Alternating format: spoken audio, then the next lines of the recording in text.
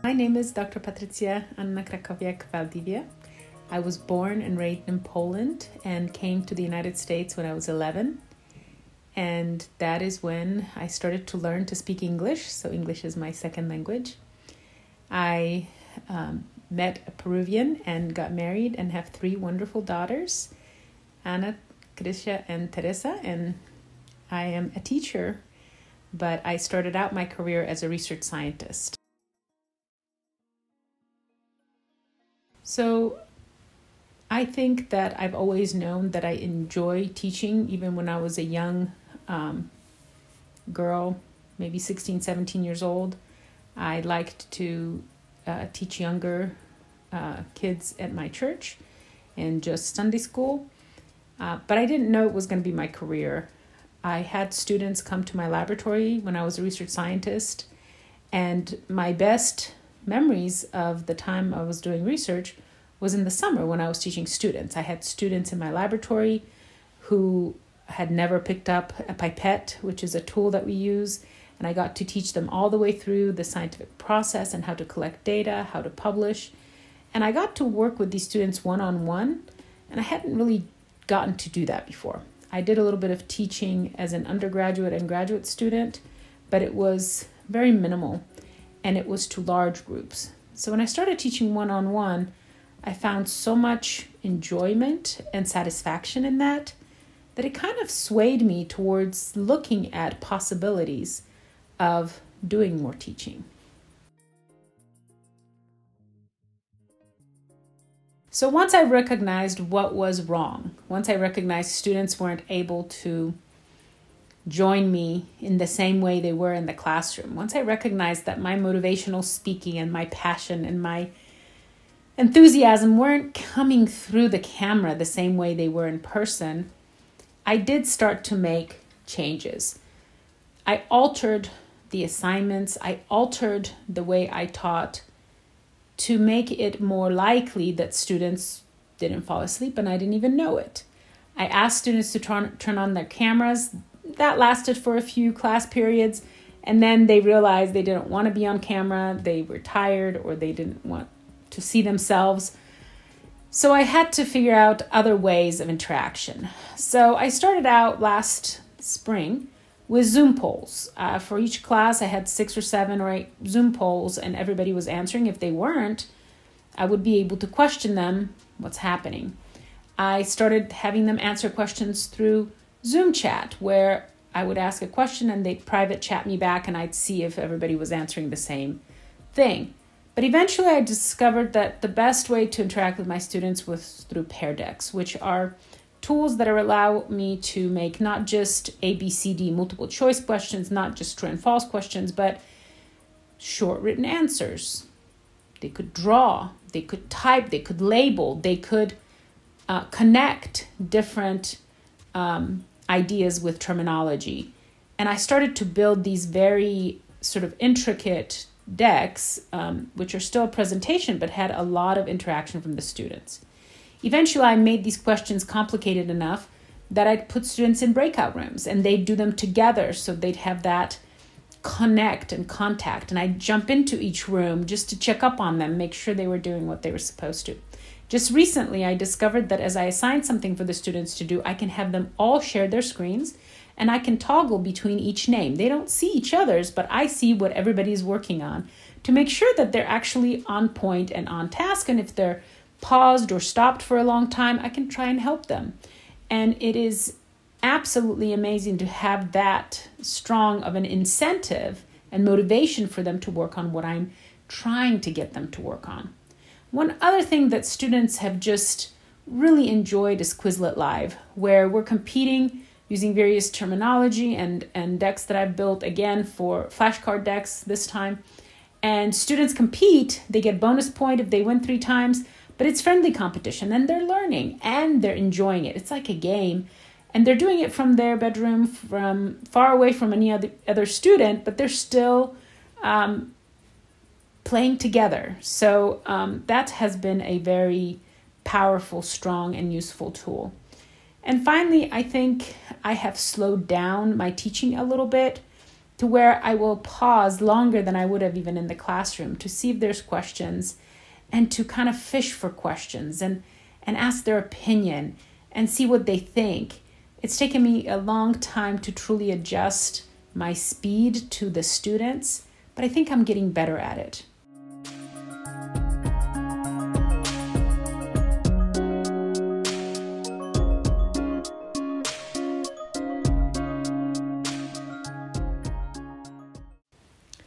I graduated from Brigham Young University with a bachelor's degree in chemistry with an emphasis in molecular biology, and then from University of Utah with a PhD in human genetics.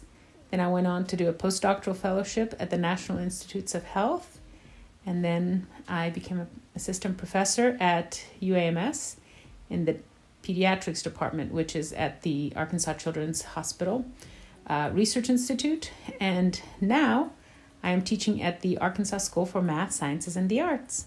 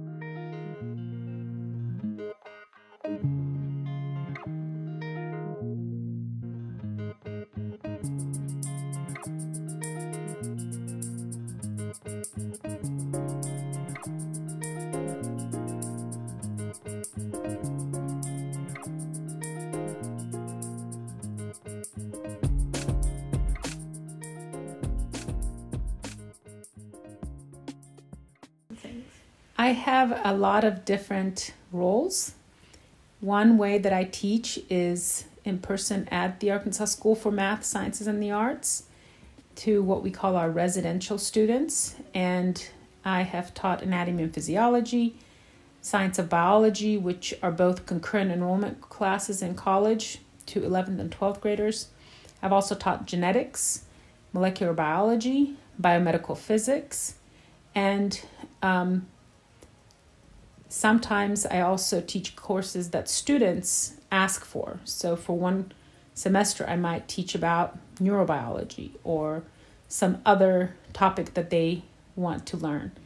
I also co-teach a capstone class, which is an independent student research class that has a component of independence in it. So the students themselves come up with projects they want to research, and we help them get all of the data that they need for science competitions like science fair, the international science fair called ISEF for Junior Academy, and JSHS, which is the Junior Symposium in Humanities and Sciences. So there's lots of different possibilities for students to go from there.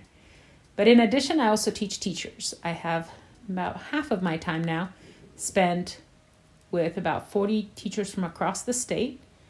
Before the pandemic, I got to go visit their schools and do laboratories with their students. They got to come to our school and do laboratories with us. I hold workshops and a week-long boot camp in the summer for the teachers to really help them with both content and pedagogy, how to teach the material, using new technologies like Pear Deck and Quizlet and many other coming out software like Padlet. We are constantly discovering new software. Labster is a new one. It's almost like a video game where you get to do labs, simulations in like a first person going into a lab, handling different tools and equipment. So I have a lot of different roles, but my sort of most important is still teaching at any level. I have a Arkansas Summer Research Institute, which is for undergraduate students, and that is very important to especially underserved students who have not been prepared for research. We try to help them get to the next step and be able to engage in research in their field.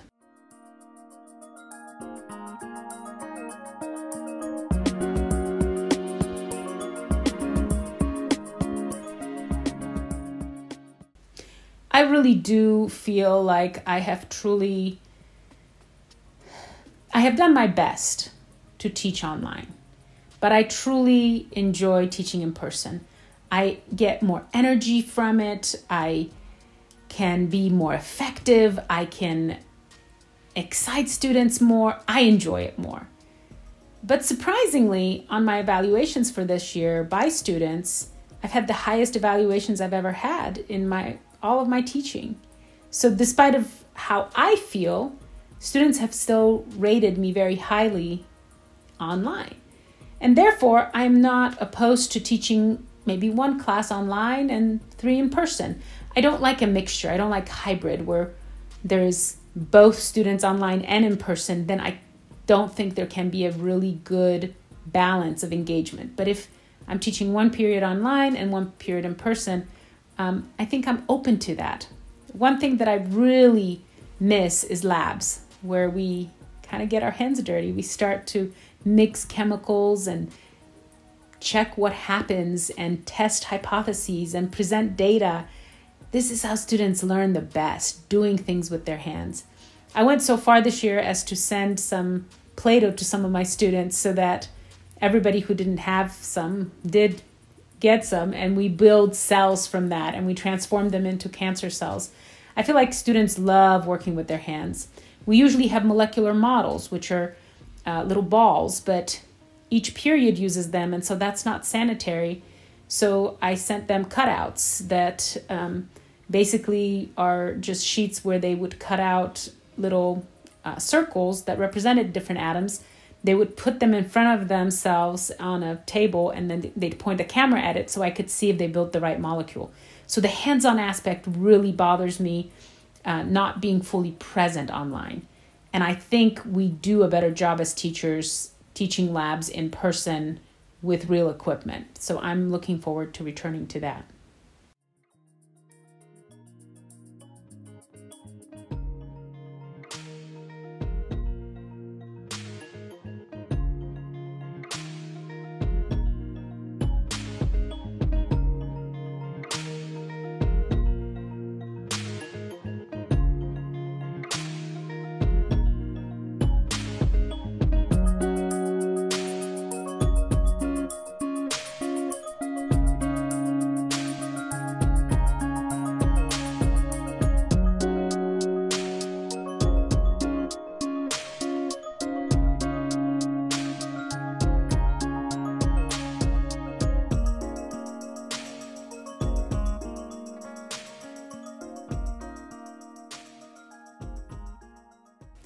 I think the most important advice is to be patient with themselves and with the students.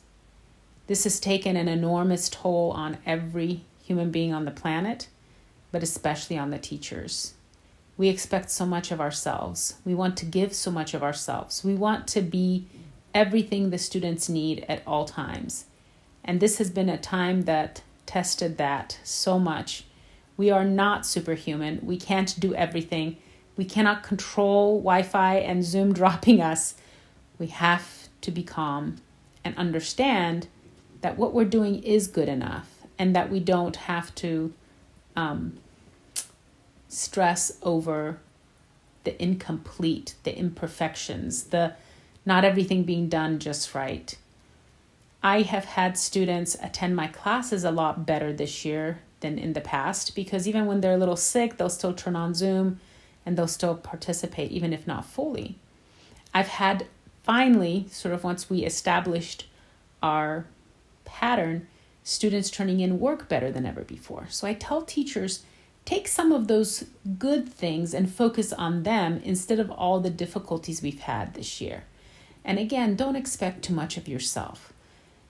Organization is paramount in this time.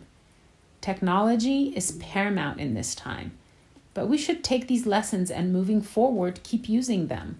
We should have had learning systems, LMSs, like Canvas all along. We should have been using Quizlets and Pear Decks all along. These have existed for a long time, but we have gotten a little lazy sometimes in getting used to just teaching one way and only one way, and not challenging ourselves and not pushing ourselves forward, and not just being a little uncomfortable is worth it sometimes to learn new things and new ways and new techniques.